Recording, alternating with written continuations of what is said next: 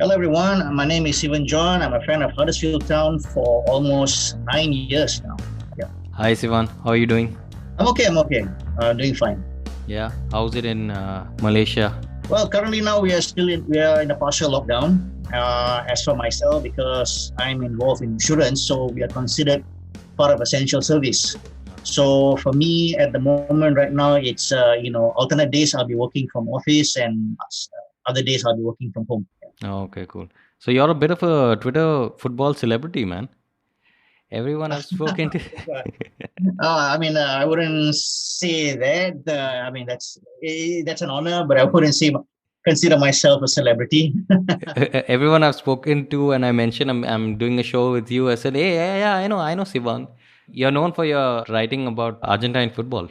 Well, previously I was a blogger writing on Argentina's football for almost 10 years, more than 10 years. Started since 2006 World Cup, because that was the World Cup when blogging came to the picture. Right. Social media wasn't even existence back then, even though I think there were some Friendster or MySpace or those kind of accounts, but it wasn't really that much prominent in football. When it comes to football, then most important element of, I would say the most important introduction in 2006 World Cup was definitely blogging. So that's when I got into it, and basically I joined this blog called Mundo Albiceleste, and I've been writing for them ever since. It's only last couple of years I decided to diversify my stuff a little bit to talk on other things, because I realized that there's so much to talk about. As I'm still passionate about Argentina, as I'm still what I am before, I'm still am now. It's just that now, I have a lot more to see on other things as well. And you've got your own podcast as well. Yes, I've just launched a podcast sometime in early February this year. Okay. It's called the Bola Bola Show. I hope everybody who's listening to this podcast will check us out. Definitely. I started it with my two best friends whom we known each other for almost more than 20 years. It's just an idea that was conceived while having a glass of, in Malaysia we call teh tarik. In India, I'm sure you call it chaya. Yeah. Chai. So we were, we're having it. Then we decided, we can sit down and talk football until the cows come home. Right. We never really took the effort to document the things that we talk about. So let's just do a podcast. It was just, it was just an idea that was thrown around, and suddenly it just became reality. And we have done about, I think, 13 to 14 episodes so far. It's been going good. We have a modest number so far, not that great, not that big to speak of, but we will continue to strive to get better. But yeah, I would encourage everybody to check us out, and maybe if you have a certain kind of topics that you want to discuss, just bring it, just share with us. We are open to any suggestion, by the way. Lovely. You did an episode about Blackburn Rovers. I really enjoyed that. I mean, we did an episode on Blackburn. I think that was when we found that, that's where we realized that we can do something a little bit unique, rather than, starting another podcast to talk about all the latest news out there, which everybody else is doing. We decided to put a bit of a twist in, whereby we focus on a particular season, on a particular team, or a particular moment, a particular game, sort of like a bit of nostalgic and all that. Yeah. A bit of old and new. That's what we're doing right now. I love those that kind of thing, because it's exactly those kind of conversations that you have, and like you rightly said, over a cup of chai. Yeah, it is true. I mean, to be honest, we're not journalists. We're not qualified journalists. We are not qualified commentators or pundits. But it doesn't mean we don't have a voice. Football is the most democratic game out there. It gives voice for everyone. There was a time that when when journalists say something, pundit or commentators say something, it stops there. But now, the game has changed. Yeah. When they say something, it doesn't stop there.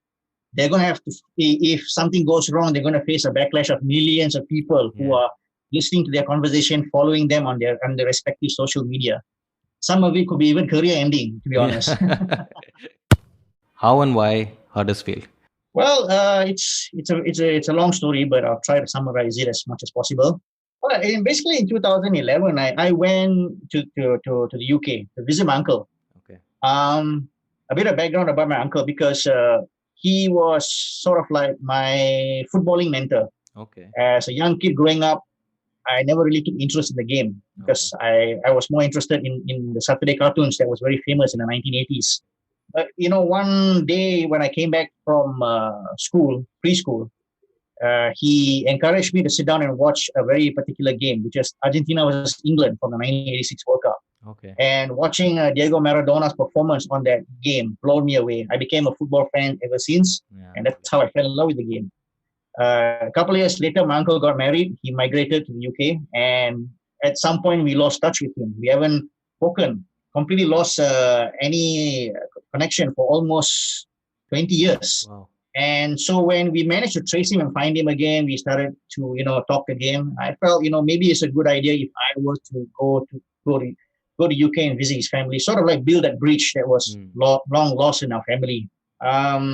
It's just a normal, family reunion stuff and all that. And of course, being in England at the time, I wouldn't want to miss it for the world to watch a football game in an English stadium, particularly in English Premier League. Yeah. But as I was told, tickets are not easy to get and could be quite expensive and all that. So there's a bit of challenge there. So what he suggested, let's go and watch Huddersfield Town, because that's where he was based. He lives in Huddersfield. Okay. And so one afternoon I went to watch a game, which was a game between Huddersfield Town and Wycombe Wanderers.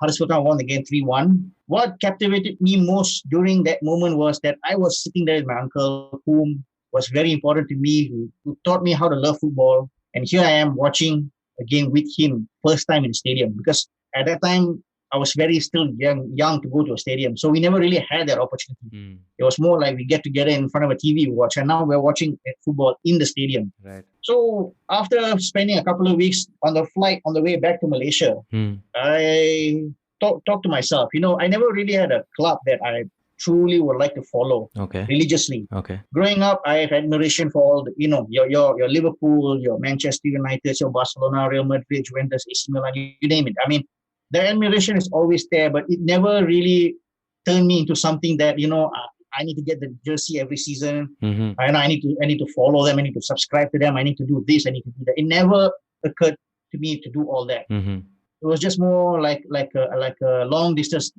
fling. Okay. It was only on the way flight I realized, I never really had a club to support. Why can't I just start supporting Huddersfield Town? In fact, I didn't see it's a big problem. In fact, I think it's a very unique thing for me to do. I mean, in a country where we are a country of 30 million people who love football, but there's only one guy I dare to say, even till now, who only loves Huddersfield Town, and that's me. That's how it all began. And since then, of course, I've been following them very closely in whatever means that's possible. Of course, if you talk about live games, it's a give and take situation. Either it's there or not. Yeah. Otherwise, most of the time it's on social media updates, or whenever it's possible, there is a live streaming. Yeah, that's how it is. So when you first saw them, they won the championship, and how were you able to keep in touch with them? Okay. First of all, when I first saw them, they were not even the championship yet. They were in League One. Oh. So, yeah. So they were still even a division lower. Of course, at that time, we hardly gave... Obviously, there was no way we're going to watch any League One fixture live in Malaysia. There's no way. There's a possible chance you might get championship fixtures, but not League One fixture. That's out of the question. So for almost about 10, 11 months, I could only follow the updates on Twitter. Okay. That's the only option I had. Okay. But good news was, on that season, the first season when I began to support them, they went through the playoff. They were in Wembley against Sheffield United. Okay.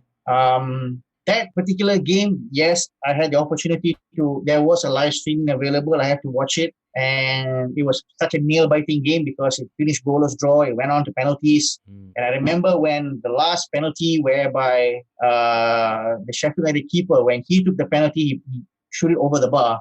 I screamed in my house and everybody got panic attack and shocked, like, what happened?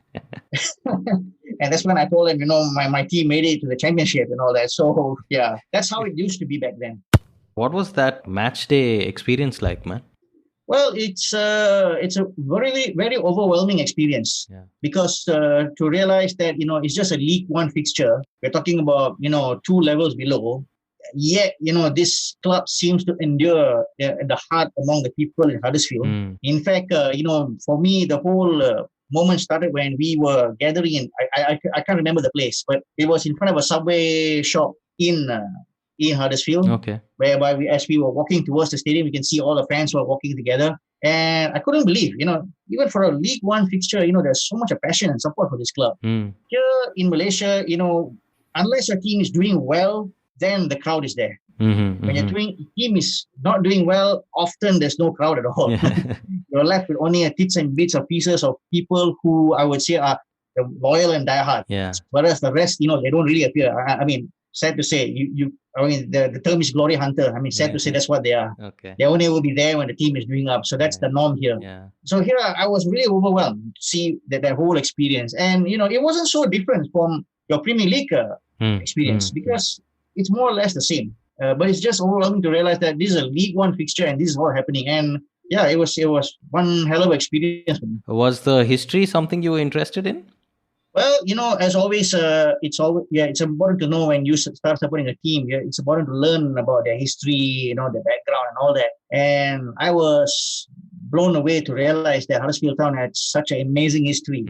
Back in the 1920s, they were considered the biggest club in the world. Yeah. If I may say so. Yeah. They were the first club actually to win 3 consecutive top flight league titles. Mm-hmm. Back then, of course, it was Division 1. They were the first to do it. Okay. And to realize that, not many clubs have done it. There's only a handful of clubs. United, Liverpool, Arsenal, I think are the only clubs who have done it. Even City haven't done it yet, if I'm not mistaken. Correct me if I'm wrong here. No, I don't think so.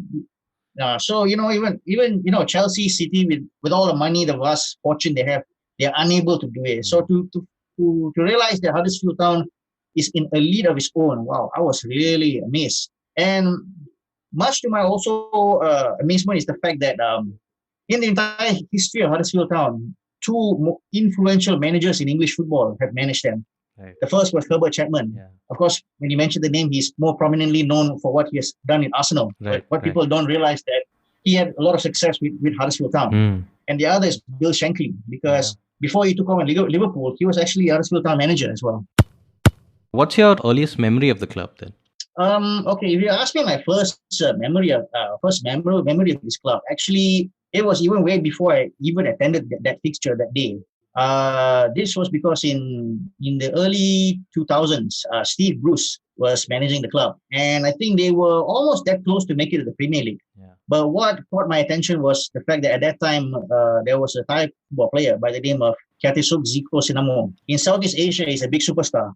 So he actually was signed by Huddersfield Town. So that's when my first sort of like intimate with the name Huddersfield Town came about. And, that would be my first memory of them.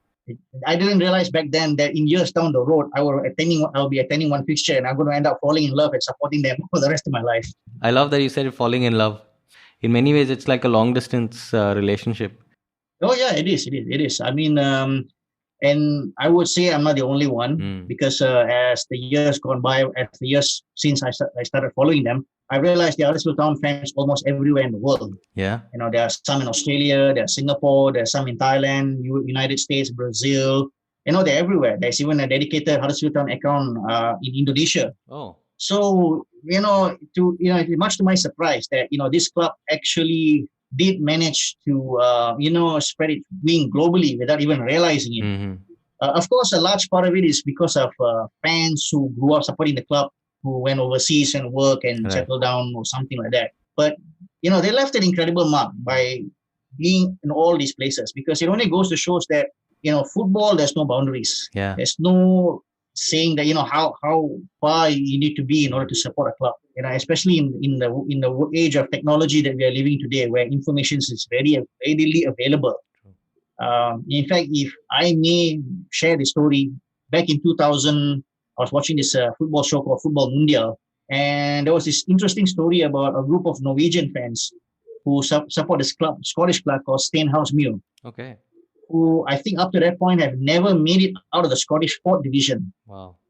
Yeah. So, stories like this, it amazes me because as much as, it's the norm to say that, support your local club, go and watch your local team. I get it. I understand that. I'm not going to disagree with that.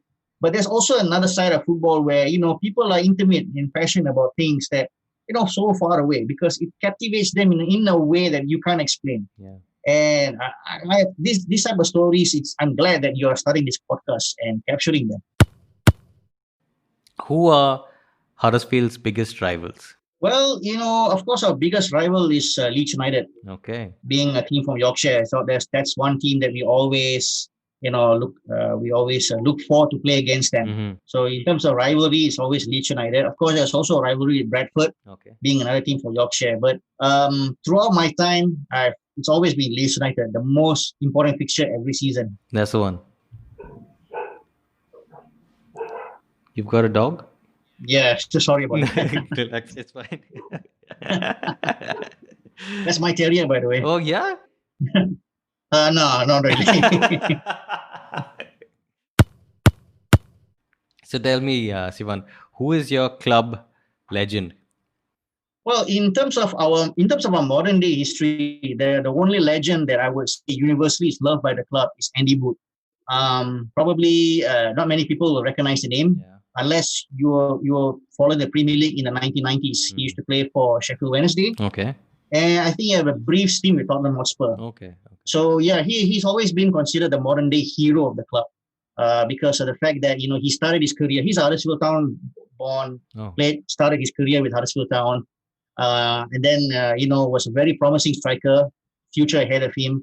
Of course, he was there to help us to get promoted from what was then considered Division 2 to Division 1, which was by today's League 1 to Championship. Mm-hmm. In 1995. Okay.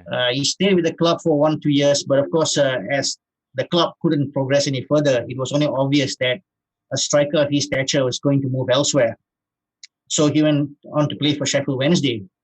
But in the early 2000s, as his Premier League career was pretty much coming to an end, he returned back to the club, and he played for the club for another 8-9 years until he retired in 2008 or 9, if I'm not mistaken. Okay. So he still plays an ambassador role within the club. Right. Does a lot of sort of like community works, representing the clubs within Huddersfield, charities and all that. So he's pretty much a big part of the club. And when I started supporting Huddersfield, of course, I only knew the players who played in the last 10 years, more or less. But whenever we talk about legends, whenever we ask, who they considered, most of them will look at Andy Booth as the one player that they will look up to. I mean, despite the fact that we achieved so much in the 20s, but that's a long time ago. Many of us aren't even alive today to really tell, the story of what happened back then. So yeah, if you talk about legend, I would pin to him Andy Booth. Yeah.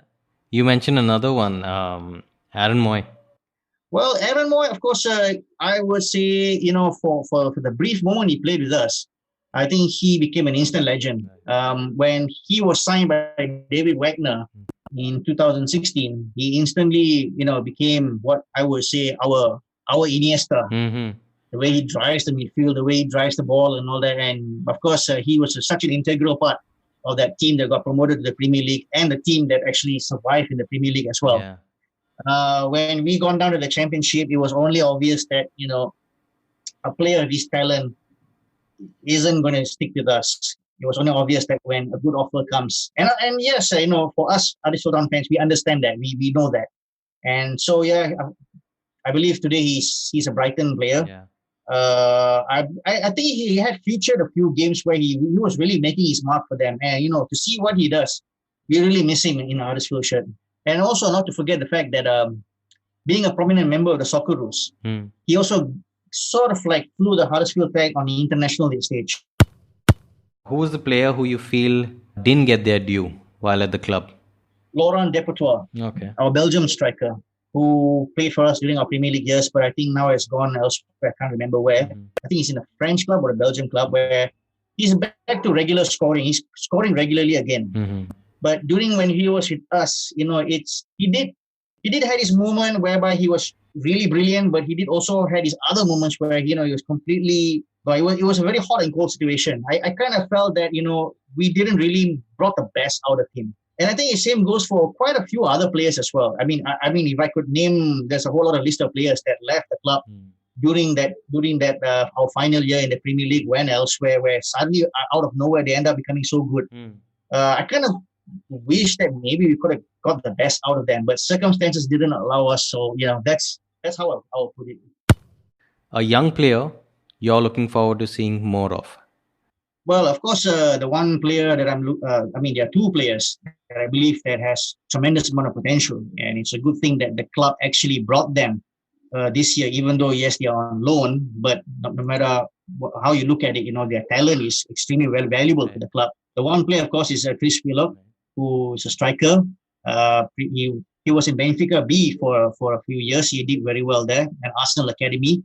So, I'm hoping that maybe he can give us some edge up front. And another player, also an Arsenal academy. If you don't, if you have heard of him, course I have. Emile Rowe, Yes. an attacking midfielder, very creative, very brilliant midfielder. I think that a lot of the creativity edge that we felt that we were going to lose when Aaron Mooy left us.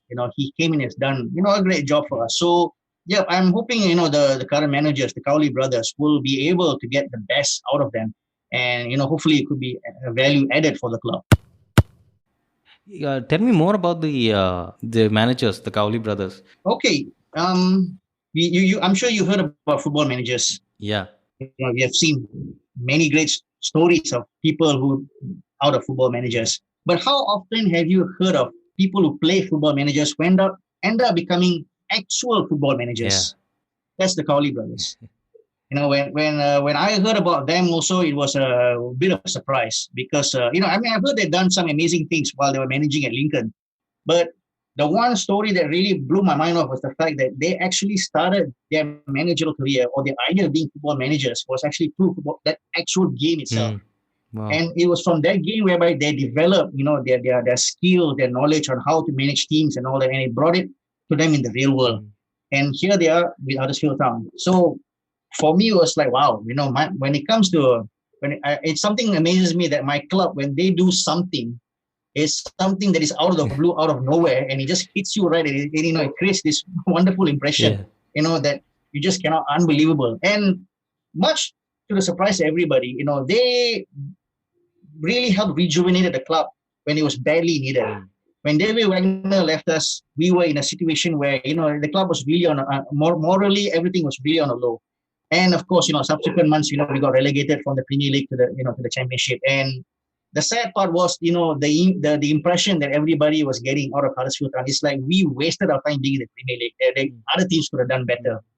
My question is, if other teams could have done better, why are they there? We are here because we took our opportunity. We got through the system whereby the playoff and all that, and that's why we are here. And even in our first season, we made quite a good impression. We beat United at home. We did something. But of course, when it came the second season, that elitist mentality among some Premier League fans, it's like, that the world revolves around the top six club. Everything else beside that is not our world. It's a different world. They don't deserve to be here. Yeah, well, that's a different, another story altogether. So, as we were starting our new chapter in the Championship, things didn't go down well with our previous manager, who was also another Borussia Dortmund protege. We thought, with Wagner coming in, we could replicate back the same template, but that's never going to happen with Jens Stewart. So it was only critical that, that our chairman had to make a decision by sacking him and bringing these two brothers on board. And it quickly rejuvenated the club. It quickly brought us, it brought me back that same feeling I had when Wagner first came to the club. That feeling, the enthusiasm among the fans also started to grow. And, the team is even playing better. They're playing the kind of football where we can really be proud of the team. When David Wagner came, we were playing that hard pressing, gegenpressing football. That Borussia Dortmund style and all that. It really worked. But when we were in the Premier League, when we were playing against opposition that were overwhelmingly more powerful than us, we sort of regressed. We sort of lost a little bit that spirit.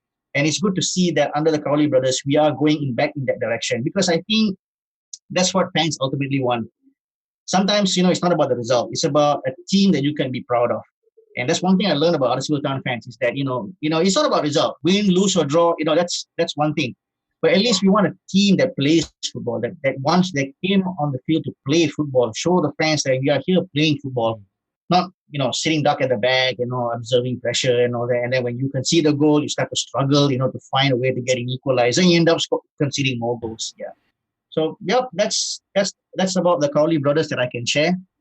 And another interesting point was, when we played Leeds United, we lost the game. But an interesting moment happened right after the game. Marcelo Bielsa went and approached one of the Cowleys, and he asked the other brother to come, and because he wanted to talk to them. He told them that in January, you because of you two, the team Huddersfield Town will go up. Wow. Basically, what he meant was that in January, when we are about to make some serious investment in the team, because as you know, with a new manager, definitely he will have ideas of trying to bring in. He actually saw potential in the Cowley Brothers that Huddersfield Town will go up. Well, we have not gone up as much as we would like to, but we really took a few notch up. I think prior before this whole pandemic thing, things were starting to build again. There was a sense of aura that we will survive in the championship, but maybe there's a possibility we might crack the playoff. But that's remained to be seen.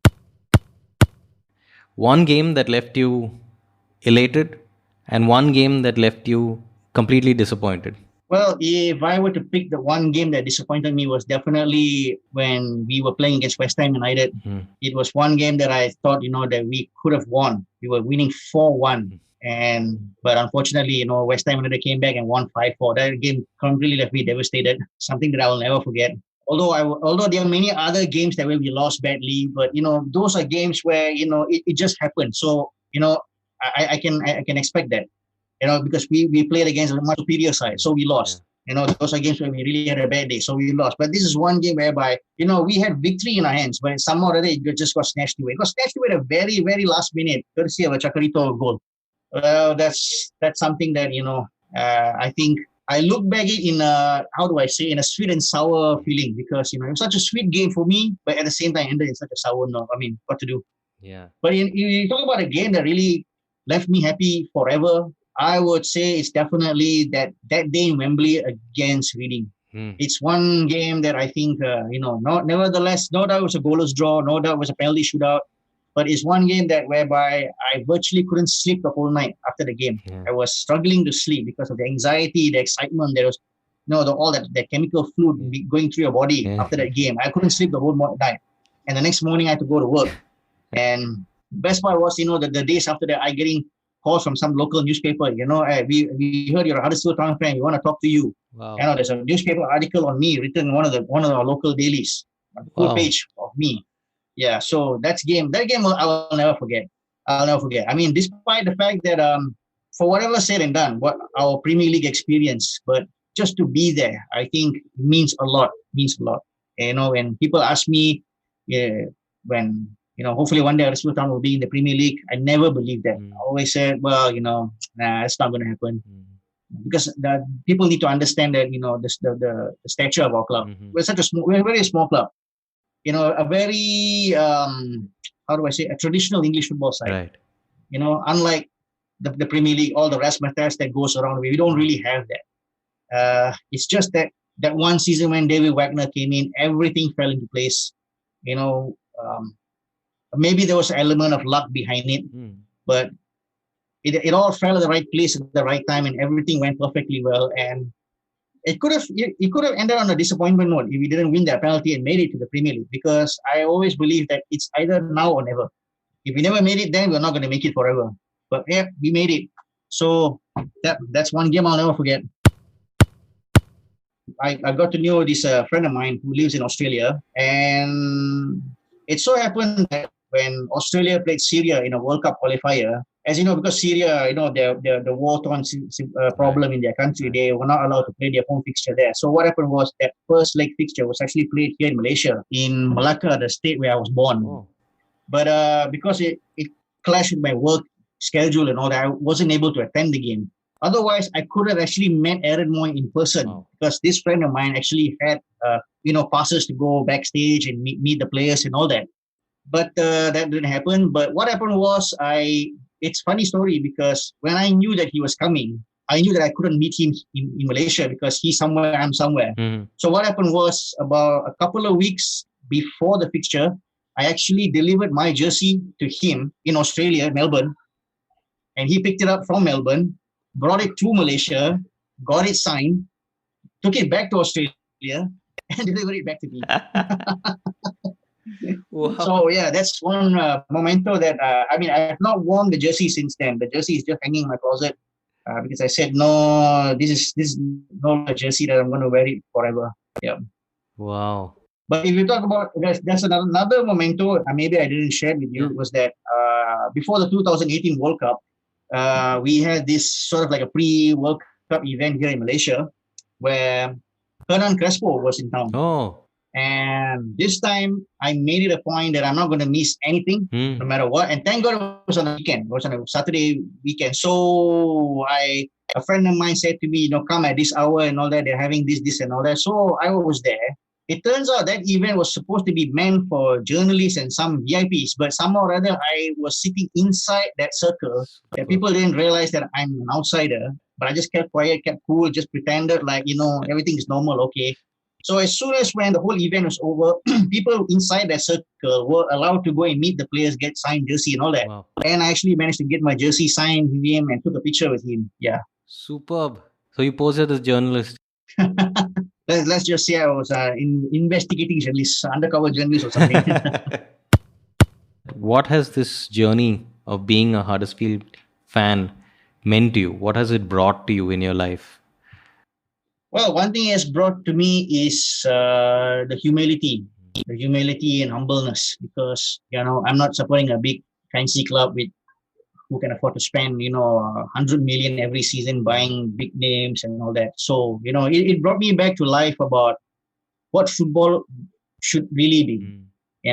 That connection with the people on the ground, the connection with the fans, the connection with the community. I sometimes wonder whether is that such relationship still exists among the big clubs, because they become so commercialized, so over the top. Whether if they kept ground with what's happening with the communities around them. I don't know. Maybe I could be wrong. Maybe I could be right. But this is one thing I learned about Huddersfield. And as much as the temptation is there for people, to say that hopefully somebody will buy over the club.